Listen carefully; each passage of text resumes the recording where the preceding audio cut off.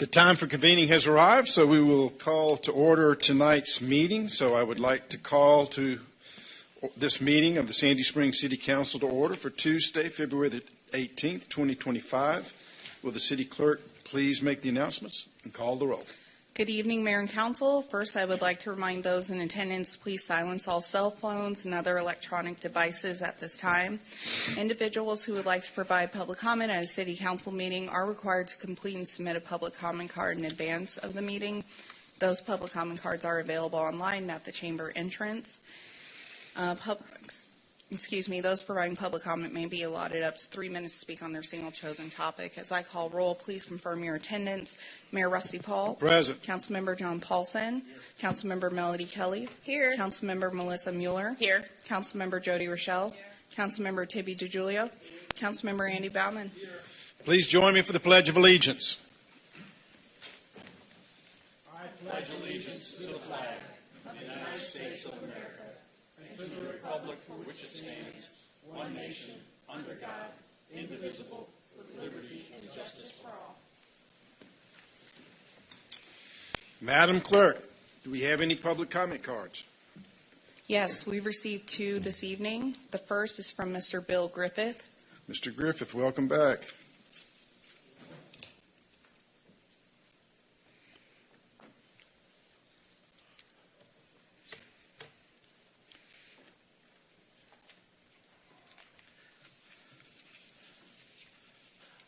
Mr. Mayor and council members, I'd planned to continue tonight the backstory related to the speeding on Roberts Drive.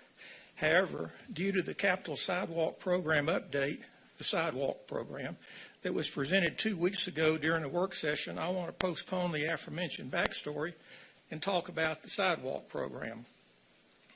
Many times since last May, I've mentioned the need to fill in the sidewalk gaps on Roberts Drive. Last June, I said, quote, an approximate 1 mile stretch of Roberts Drive as part of Phase 2 of the side path plan is a very dangerous stretch of road. It may be the most dangerous residential mile in the city. If not the most dangerous, surely it's on the short list. Slide 3 of the sidewalk program references, quote, sidewalk projects currently being advanced by T-SPLOST 2021 program funding, end quote, and it references, quote, 6 segments in active design, end quote. Mr. Wesley Waters graciously gave me a list of those 6 segments. Regrettably, the above referenced stretch of Roberts Drive is not one of those segments. Today, I drove down and back twice the entire length of the Lake Forest segment that's shown on the sidewalk program, and I didn't see anything remotely resembling a danger to pedestrians as I've seen on Roberts Drive. Why do I say that? Although there are gaps in the sidewalks on Lake Forest, I didn't see anything like work or class-related destinations that would require pedestrians to be on Lake Forest. However, such destinations are on Roberts Drive, and 70 or so pedestrians use Roberts Drive most days. On the agenda tonight is a request to contract to begin construction of the Lake Forest segment. My suggestion is that you hit the pause button on that sidewalk program as proposed to allow time to thoroughly evaluate the related problems with the sidewalk gaps on Roberts Drive compared to the aforementioned 6 segments currently being advanced by T-SPLOST 2021 program funding. You might find that the Roberts Drive gap should replace 1 or more of those 6 segments in said program funding, rather than waiting for a hoped-for new T-SPLOST program. But you might say that the proposed Roberts Drive side path addresses the sidewalk gaps.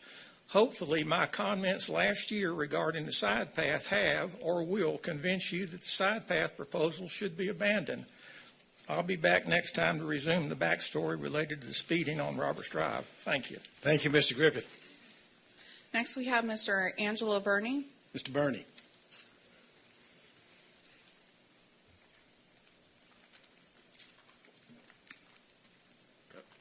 Good evening, City Council. I'm actually here. I live at 6980 Roswell Road. I've been Sandy Springs resident since 2021. Actually moved to Sandy Springs in 2022. Purchased a townhouse, and during that time, until about a year ago, everything was fine. Have run into an issue with my neighbor who has a dog who barks nonstop. I have reached out to Melody and other council members about this issue. Wasn't sure how to handle it first. Went through my HOA. The HOA says we're basically silent to that. We consider it an owner-to-owner issue. Call 911. I felt like after living in Minneapolis, living in Denver, that's kind of draconian to have to call 911 on your neighbor as it relates to their dog. But I did it. 911 initially told me to call animal control. I called animal control from Fulton County. They said, well, you're in Sandy Springs. 911 has to handle that. So I called 911 again. 911 came out. They basically said, we can't do anything because of I guess the ordinance calls for noise between like 7 a.m. and 11 p.m. Anything during that time is considered okay. Well, I'm asking you as council to really look at that ordinance and split noise from dog barking. I consider those two different things. If you have a dog that barks for more than 10 minutes nonstop, that's different than a noise complaint, in particular if it's during the day. Finally, and I think one of the council members reached out to animal control. They came out last week. When he came out, there was no dog present in C4. The dog was gone. That incident happened 9:45 the night before. There have been months where I have not slept. I'm constantly on anxiety, wondering, okay, tonight is the dog going to bark or the dog is not going to bark? But let me tell you why I'm here. Because the neighbor, basically, after this happened, this is back in May, and which is crazy. 2 days after I called 911, the Fulton County Sheriff Department came and called me and said, can you meet me out back? I was like, what's going on? He says, the neighbor says that you're stalking her. Well, I never spoke to the neighbor. I spoke to the gentleman who lives there. Never spoke to the female in the house. Didn't even know her name. I've lived beside these people for more than 2 years and never knew their names or anything. During that time, the only time I have been at their door is when I've had Amazon packages inadvertently delivered at my door that should have been at their door. Mr. Bernie, I need you to wrap it up. Okay. Yeah. And so, with that, I'm asking you to really look at the ordinance and make sure that it aligns with, one, either the state of Georgia, the 10-minute excessive dog noise ordinance that they have. Yeah, Mr. Bernie, your time's up. Okay. I think we got it. You got it. Okay. I'll try and take this up with the city attorney and the chief of police and see if there's something that, if there's anything that we have any power to do about it. Right. Yeah. Okay. Okay. All right. But Okay. thank you for bringing it to our attention. All right. Any further? Okay. We'll close the public comment period. Is there a motion to approve the meeting agenda? Mr. Mayor, Mr. DiGiulio. I move approval of the meeting agenda for Tuesday, February 18th, 2025. We have a motion by Mr. DiGiulio. Is there a second? Motion by Mr. DiGiulio, seconded by Mr. Paulson, that we approve the meeting agenda. Is there any discussion? Hearing none, we'll call the question. The question is on approval of the meeting agenda. All in favor of the motion, say aye. Aye. Opposed, no. The meeting agenda is approved. Is there a motion to approve the consent agenda? Mayor Palm. Ms. I Rochelle. move that we approve the consent agenda for February 18th. We have a motion by Ms. Rochelle. Is there a second? Second. It's a motion by Ms. Rochelle, seconded by Ms. Mueller, that we approve the consent agenda. Is there any discussion? Hearing none, we'll call the question. The question is on approval of the consent agenda. All in favor of the motion, say aye. Aye. Opposed, no. The consent agenda is approved. Moving to new business, the clerk will please read the first item.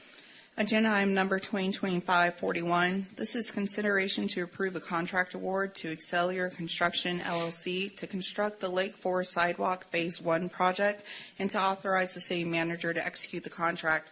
This is presented by Public Works Director Marty Martin. Mr. Martin. Mayor and council, good evening. Tonight I bring before you a recommendation to award a construction contract to Excellior Construction for the Lake Forest Sidewalk Phase 1 project. and requested the authorization for the city manager to execute the contract. The City of Sandy Springs plans to construct some 1,240 linear feet of 6-foot sidewalk on the west side of Lake Forest Drive from 4838 Lake Forest Drive to 4852 Lake Forest Drive and from 5022 Lake Forest Drive to 14 Mount Perrin Drive. In furtherance of that construction contract, the city issued an invitation to bid, seeking bids from qualified contractors on December 4th, 2024. A pre-bid meeting was held on December 20th.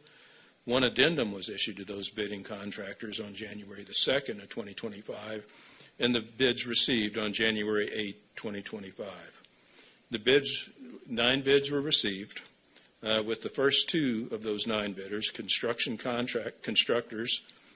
constructors, and Construction 57, being deemed non-responsive since they did not meet the pre-qualification requirements. Marty, let me interrupt you. Can we Yes, move the page up so we can see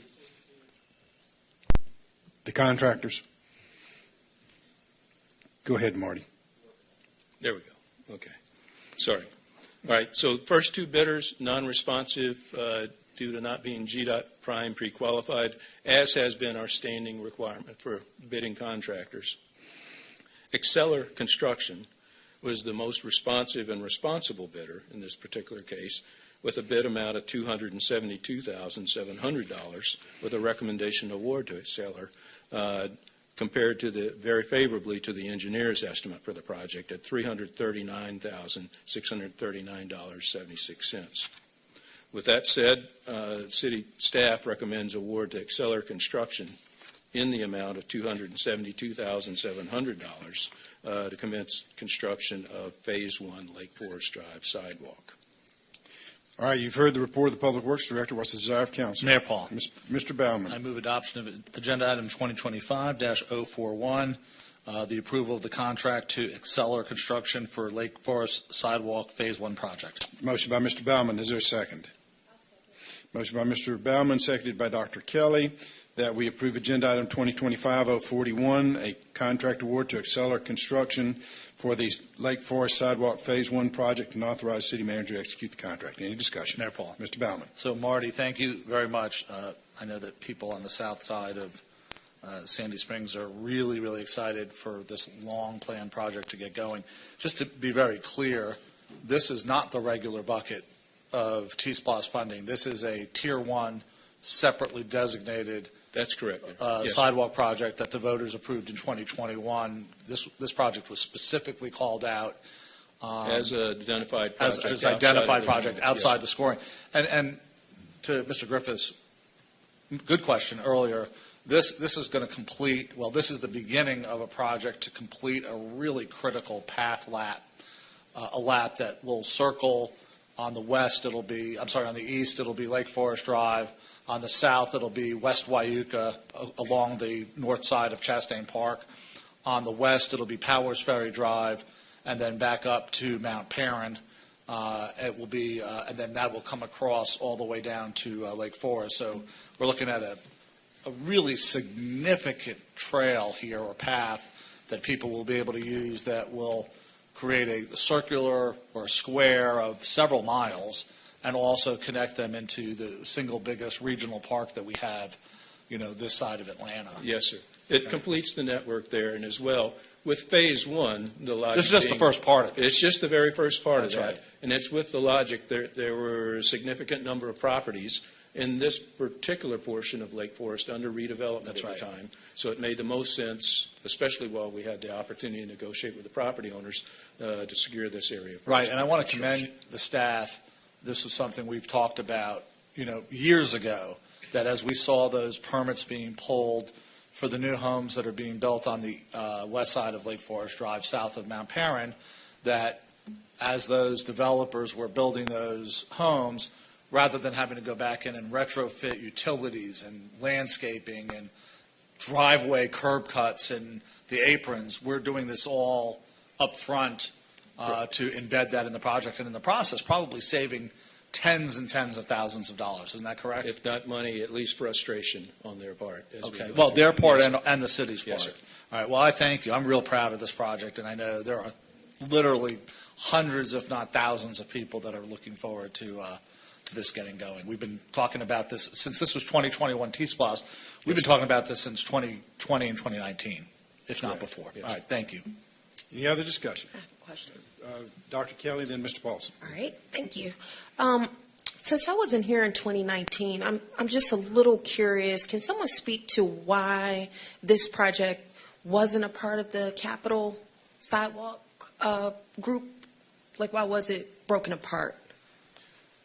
If I could, Anyone can remember. if I recollect correctly, we had differently scored segments along Lake Forest Drive that would have made it a much larger project had you combined all of those segments. So one of the logics, as proposed in the T-SPLOST budget at the time, was given the overall size of the Lake Forest sidewalk and in the interest of delivering a one fell swoop, more complete network, the proposal at the time from council was to identify this project as a separate standalone project, as opposed to following the scoring for all other sidewalk segments, which would not have built the complete Lake Forest sidewalk as envisioned at the time. Okay, one more question. Roads like Lake Forest, can you speak to how we go about keeping the sidewalks clean? Is that our responsibility or owners or? Please help me with clean a little bit more specifically. Just keeping them free of debris or overgrowth or, I have a constituent that complains a lot about We look sidewalks. to adjacent property owners, and by and large, we see that across the city, to maintain the front of their properties, generally where the sidewalk is. And by and large, most sidewalk or property owners mow the grass into the right-of-way there. They'll maintain the lawn. They maintain the sidewalk as well. Where we do have embedded leaf fall, whatever the property owners don't maintain over time, we periodically, via work orders, will go out and clear those stretches of sidewalk. But by and large, we experience, be it in neighborhoods or as well on Roswell Road, whatever the case might be, that we see the adjacent property owners, by and large, maintaining that, keeping clear, keeping clean, mowing the grass adjacent to the sidewalk. So if you have an issue, the idea would be to put in a request. Yes, ma'am. Or to engage Right. Public Works and maybe a work order Correct. be established. All right, thank you. Mr. Paulson. Thank you, Mayor. Real quick, Marty, tell me about this company, Exelair. We've done work with them before? We have. They've done excellent work, as a matter of fact, for us. So just to borrow their name there. Yeah. They're our prime contractor for TS 192, the Mount Vernon Highway side widening project that's underway right now. So they've historically done very good work for us. In this case, it looks like they gave us a good competitive price compared to all others. So I think we've got opportunity to get a good product out of them. Any other discussion? Hearing none, we'll call the question. The question's on agenda item 2025-041, a contract award to Excelar Construction for the Lake Forest Sidewalk Phase 1 project. All in favor of the motion, say aye. Aye. Opposed, no. The item is approved. The clerk will please read the next item. Agenda item number 2025-42. This is consideration to approve a resolution authorizing participation in the Georgia Department of Natural Resources for the FY25 Outdoor Recreation Legacy Partnership Program Grant, and to authorize the same manager to execute documents to effectuate the same. This is presented by Assistant City Manager Kristen Byer-Smith. Ms. Byer-Smith. Thank you. Good evening, Mayor and Council. If you'll go ahead and go to the next slide.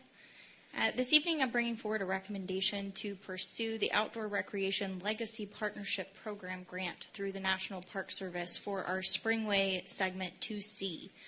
This grant requires a 1-to-1 match, and initial applications are due February 28th. And this one, I'll note, does have sort of two separate rounds of applications. You'll see if we move ahead in this round, we'll have to submit another application in September of 2026 to maintain our eligibility for funding. Next slide. As a reminder, the Springway Trail 2 loop is approximately 5 miles, with segment 2A nearing completion on its construction, which is really exciting. Next slide. Segment 2C would connect with 2A at Morgan Falls Overlook Park and would provide a scenic pathway along the river and ultimately connect along Adair Lane to the new side path constructed along Grogan's Ferry. Next slide. So this is an image of where the path will connect in with segment 2A. You can see with the red dashed line, that's where 2A ends on the opposite side of our parking lot. And on the next slide, you can see a rendering of what that could look like in the future. And then if you'll just flip through the next couple of slides, these are just some images along the future trail segment to give you an idea of those beautiful river views that this segment will have.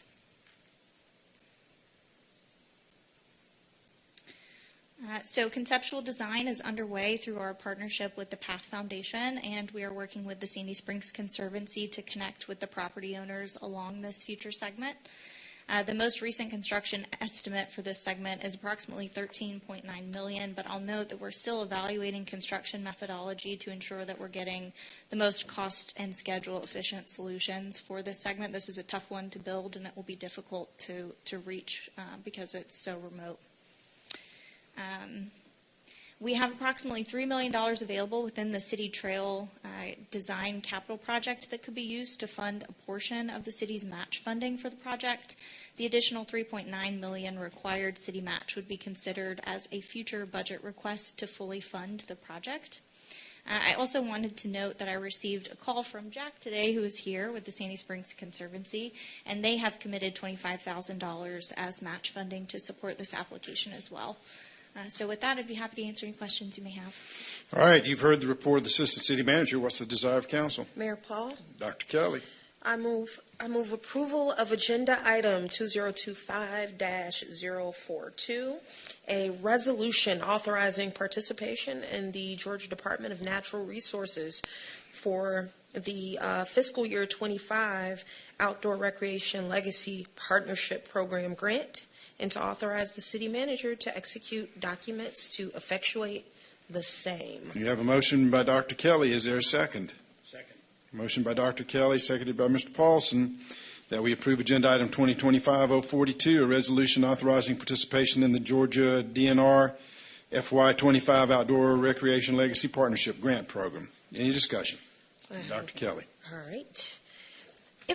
I would have an interest, you know how you showed the picture of where it connects with segment 2A, the one connection. I'd be interested at some point in seeing, in theory, where that other connection would be on the, I guess as you go.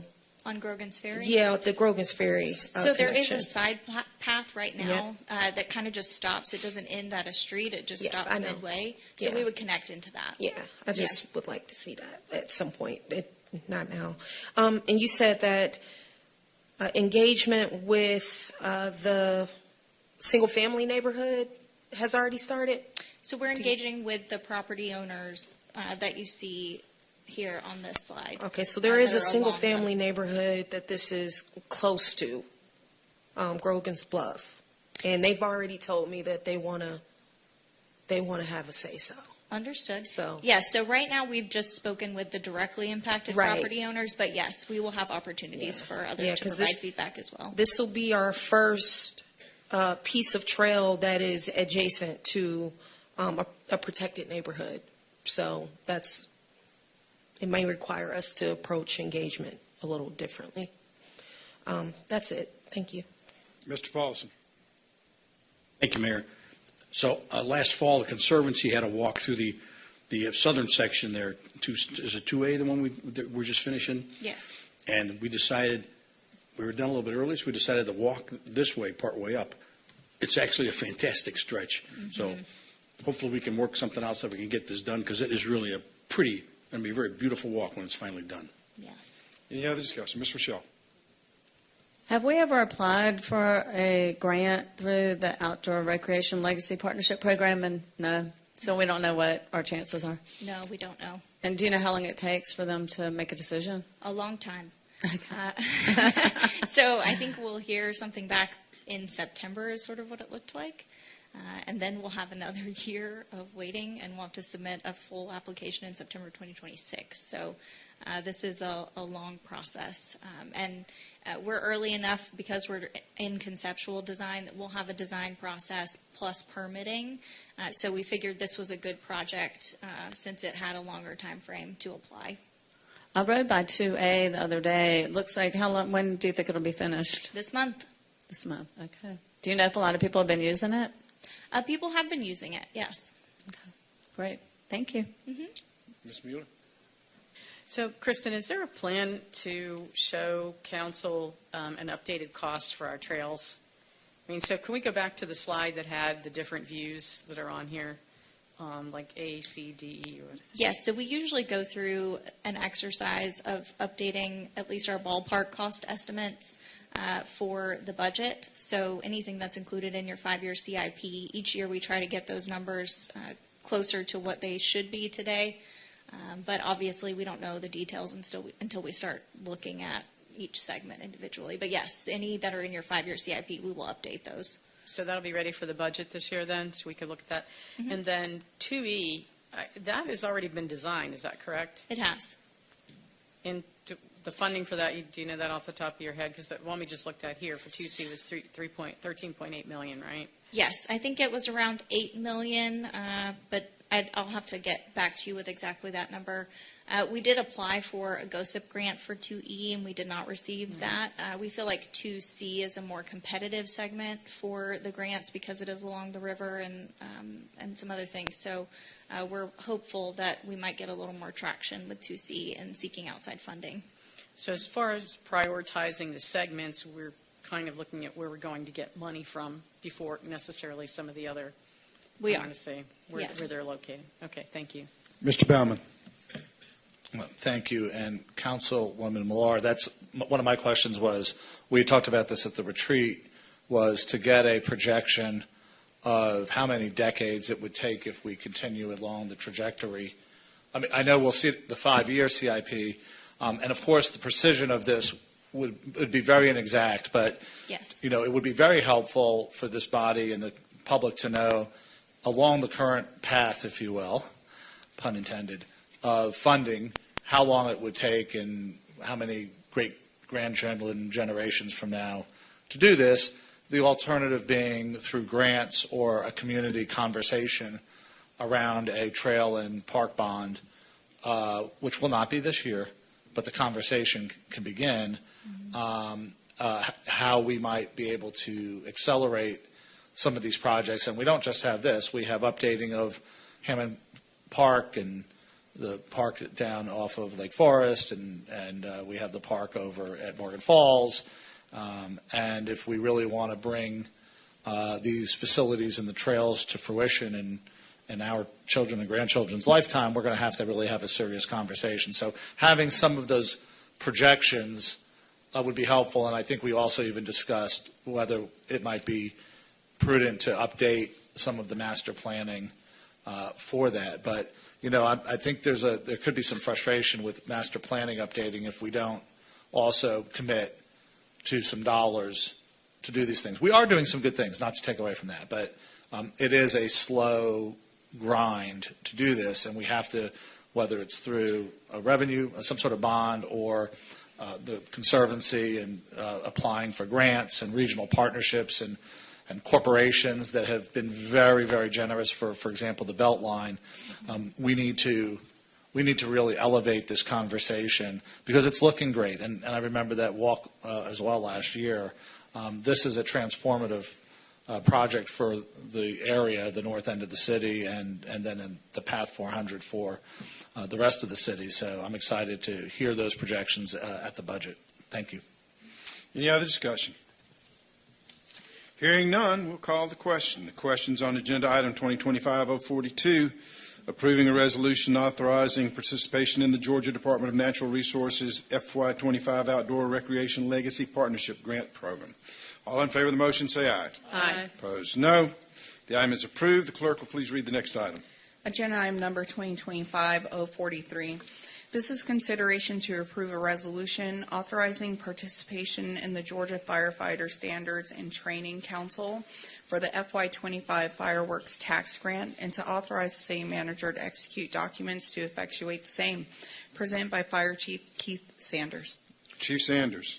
Good evening, Mayor and Council. Before you, the Georgia Firefighter Standards and Training has a grant program that we can apply to that will fund up to $25,000 with a 10% match. We've identified some equipment that we plan to adapt to or put on the new mobile response unit that will come in later on this year if it's approved.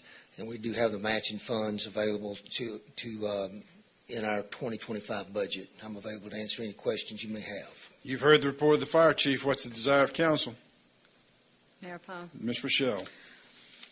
I move that we approve agenda item 2025-043, a resolution authorizing participation in the Georgia Firefighter Standards and Training Council for the FY25 fireworks tax grant, and to authorize city manager to execute. Got a motion by Ms. Rochelle. Is there a second? Motion by Ms. Rochelle, seconded by Mr. DiGiulio, that we approve agenda item 2025-043, a resolution authorizing participation in the Georgia Firefighter Standard and Training Council FY25 fireworks tax grant. Any discussion? Mr. DiGiulio. Yeah, I've got a question, Chief. The fireworks tax grant, is that what it sounds like, that there's a tax on fireworks that are sold in Georgia? That's correct. Because I thought there was a push in Georgia to lower the amount of fireworks that were being sold because of the problems they were getting, like starting fires, et cetera. I'm not aware of that. Dan, you offer anything on that? Just every city official I talk to wants such a movement, but I haven't heard of one at the Capitol. I haven't seen anything. So, no, there's nothing in the hopper yet this year dealing with fireworks that I've seen. It's just all the dog owners. Yeah. Any other discussion? Hearing none, we'll call the question. The questions on agenda item 2025-043, approving a resolution authorizing participation in the Georgia Firefighter Standards and Training Council FY25 fireworks tax grant. All in favor of the motion, say aye. Aye. Opposed, no. The item is approved. The clerk will please read the next item. Agenda item number 2025-44. This is consideration of a resolution to approve, consideration of approval of a resolution to adopt the 2025 city priorities. This is presented by City Manager Eden Freeman. Ms. Freeman. Good evening, Mayor and Council. Before you this evening, we have a request for approval of the 2025 priorities, which were discussed by Council during the annual Council retreat February 5th through 6th. The priorities, based on the conversation that day and a half, remain the same, and we are putting those forward for adoption as is. Now, we will be bringing back a discussion at a future work session for the SWOT analysis that was held at the end of the retreat. Staff is finishing our analysis of that. Those items will be used to form our work plan, but they would not change our priorities. I'm happy to answer any questions. All right, you've heard the report of the city manager. What's the desire of council? Mayor Paul. Mr. Paulson. Move approval of agenda item 2025-044, a resolution to adopt the 2025 city priorities. Motion by Mr. Paulson. Is there a second? Second. Motion by Mr. Paulson, seconded by Ms. Mueller, that we approve a resolution adopting the 2025 city priorities. Any discussion? Mr. Baumann. Looking forward to the SWOT analysis. Also, we had some discussion items throughout the retreat, and that at the conclusion of, I think, the first day and the second day, where other things that were not embedded in the SWOT analysis were discussed, some of them at length. For example, a discussion around housing, and whether, without even getting to any of the specifics, when you do the work session, are you planning to summarize other key points that were brought up that could be potential work plan items, or is it just going to be the SWOT analysis? I would hope we're going to, we talked about, some of us brought up different things. We talked about housing and a housing study. We had talked about I had brought up the question about our presenting partner programs. I mean, there's several items. Do we just have to refer back to the minutes, or is your plan just to give us the SWOT? You know, we were given a little bit of time. The SWOT analysis was something we had to kind of do on spur of the moment. And while I appreciate that, if that's forming the basis of the work plan, you know, maybe I would have liked a little more time for thinking about some of those items rather than just sort of off the cuff. There were some aspirational things. I'm guessing my opportunity for an NHL team is not going to make the cut. But that's okay. We can only hope. But so how do you plan to take the other input that was received at the council meeting and present that to us for consideration?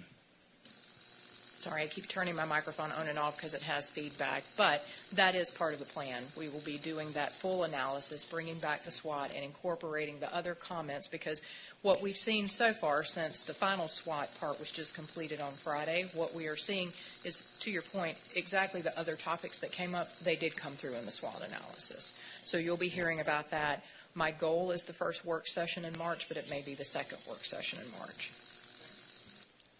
Any other discussion? Hearing none, we'll call the question. The question's on approval of the resolution adopting the 2025 city priorities. All in favor of the motion say aye. Aye. Opposed, no. The item is approved. The clerk will please read the next item. Agenda item number 2025-45. This is consideration of a resolution to authorize the mayor to execute the certification of estimated rollback rate for tax year 25, presented by City Manager Eden Freeman. Ms. Freeman. Good evening again, Mayor and Council. The second item that I have on the agenda this evening is the certification of our rollback rate, which you will recall from our discussion at last council meeting's work session, has been requested by the Tax Commissioner's Office.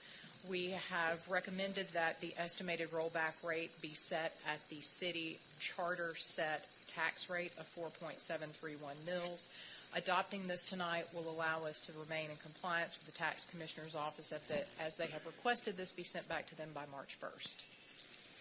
All right, you've heard the report of the city manager. What's the desire of council? Mayor Paul. Mr. Paulson. I move approval of agenda item 2025-045, resolution to authorize the mayor to execute the certificate of estimated rollback rate for tax year 2025. I have a motion by Mr. Paulson. Is there a second? Second.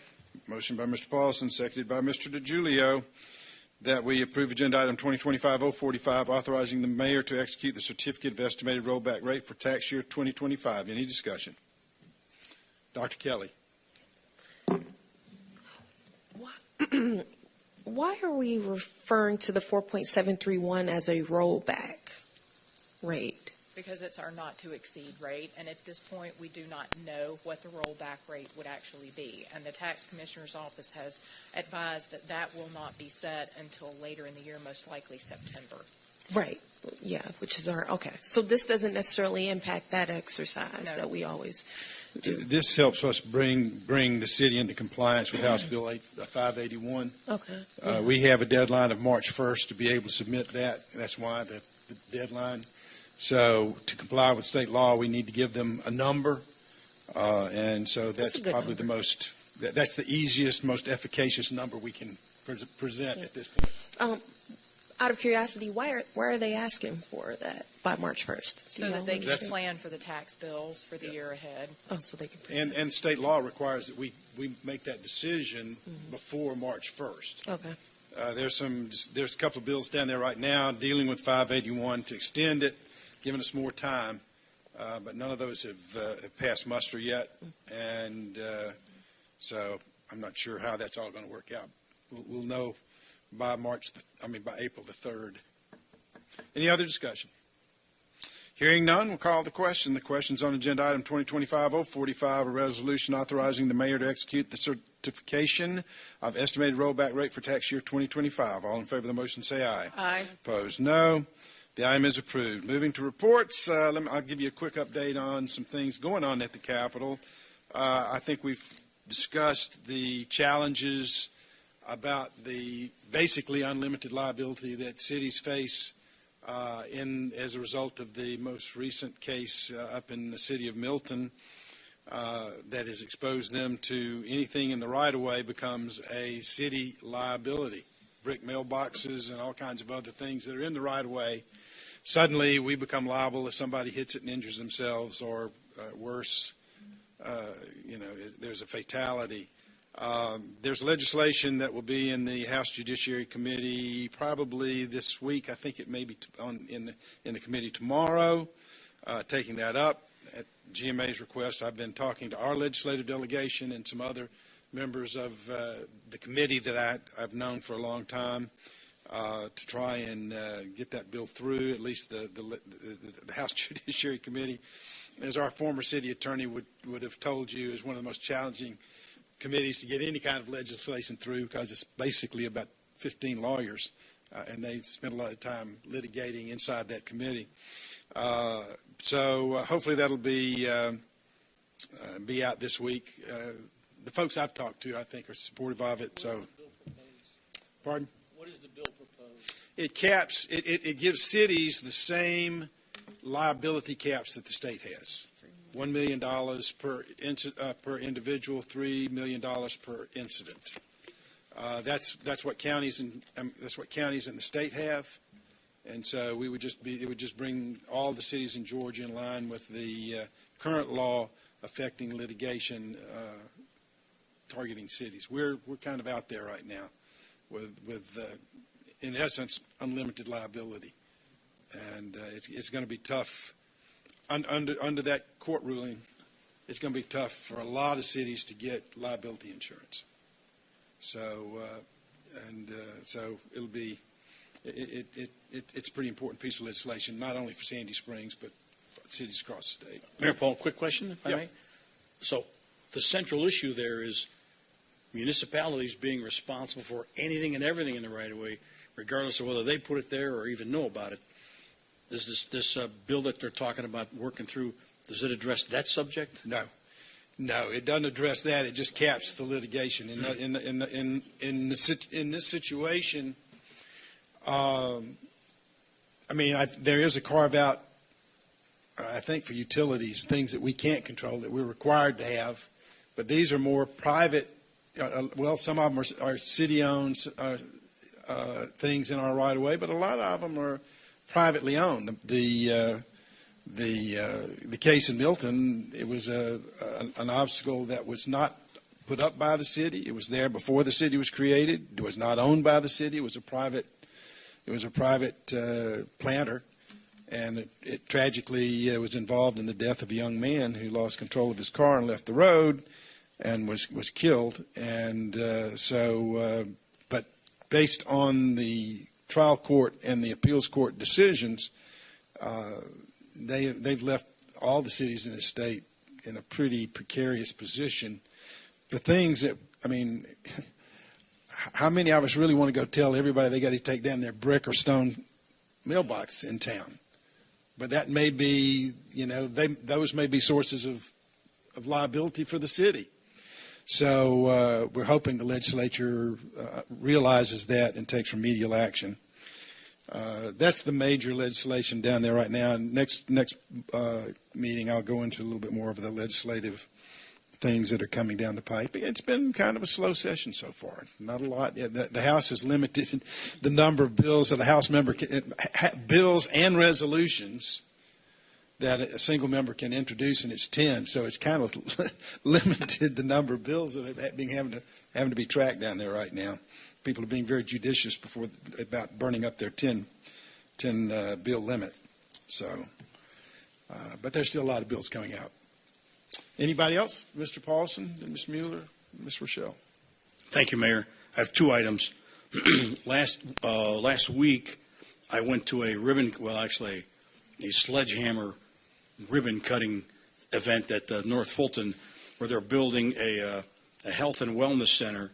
Fulton County's building a health and wellness center, and it's in the building that was the COVID building for the last couple of years, which now that it's no longer a COVID building, they're repurposing it, and looks like it's going to be quite a nice facility when it's done. So it's not quite in Sandy Springs, but it's close enough that our folks can get there. So that was pretty nice. Hopefully it'll turn out as nice as it sounds like it was. And the second is, obviously, I have the shirt on. This Thursday night, the Fulton County School Board meets to discuss whether or not to close Spalding Drive Elementary. As we all know, everybody on this council, I think, Tib, you haven't been to one, but that's okay. I spoke for you. We've all asked the board to defer this decision to give everybody a little bit of breathing room, and I'm hopeful that that's what they're going to do Thursday night. I'm going to go down there and talk to them one more time, but I got my fingers crossed, and hopefully we'll get a little bit of a break here. All right. Ms. Mueller. So this past weekend, I walked along what's completed so far, the small segment of the Mount Vernon multimodal trail, or the path. And what I would say is, in my mind, I didn't envision that 12 feet really does make a big difference. So Marty, thank you. I can't wait for this to be done. It's going to be great for people walking, jogging, biking, whatever, rollerblading, whatever you might want to do. So anything that we can do to make that happen and move it up, that would be fantastic. It's a great experience. Okay. Ms. Rochelle. So Andy and I were in Roswell last Friday night, 2 Friday nights ago, when that young officer lost his life. It's very emotional for me, but I just wanted to take a minute to thank both of our chiefs over here, because I know, every day your officers put on your outfits and go out there, and you never know what is, what's happening, what's you're walking into each day. And I just want to thank you guys for everything that you do to protect us and protect the citizens of Sandy Springs. Yeah, I had got a phone call from Mayor Wilson from Roswell. I'd called him within just a couple of hours after the incident to express our condolences and offer our assistance in any way we could. Mayor Wilson was very complimentary of our department. We took over patrolling parts of Roswell to allow those officers to have the opportunity to do the things they needed to do to deal with that particular tragic situation. And so Mayor Wilson was very, very, very grateful to the city of Sandy Springs, not only for my call, but more importantly for the response of our team to going up and filling in for them when they were going through that. And hopefully other communities were as well. Also, I got a thank you from the mayor of Atlanta, again, for the police department for sending our officers down to help them with some of the major events that they've had to deal with. He actually looked me up to say thank you. So I want to pass that along. We try to be good neighbors to all the jurisdictions around us, and I think that was captured by both those mayors and the sentiments they expressed to me. Anybody else? Dr. Kelly. I wanted to give staff another kudos for retreat. I don't think we've met since, if I recall. So retreat was actually very engaging this year. I found it interesting how quickly the time passed across those 2 days. So just another kudos to everybody involved in organizing that. Thank you. Yep. Agree. All right, Ms. Carlisle, unaudited financials from December.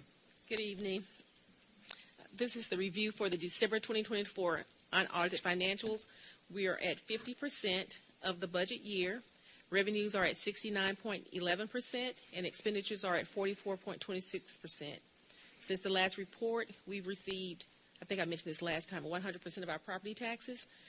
Expenditures are at 33 to 60% for all departments. They are still within our approved budget. This concludes the financial report for December 2024. All right. Any questions? We didn't get the slides so we could see them, but all right. All right. So anyway, we'll look at them later. We don't need an executive session tonight, correct? All right. Mr. Lee, I think you have an announcement you want to make. The arbitration hearing assigned to a special master has been reassigned to a new special master. Judge Tane Kell, retired from Cobb County, very capable jurist, and he has set a date of April the 16th. And we're trying to have it be and Atlanta has consented to this, if city manager can pull it off, be the first trial held in our new courtroom here in the city of Sandy Springs. Great. Way to break it in. All right. Mr. DiGiulio. Mr. DiGiulio moves adjournment. Is there a second? Seconded by Mr. Paulson. All in favor say aye. Aye. Opposed, no. We are adjourned.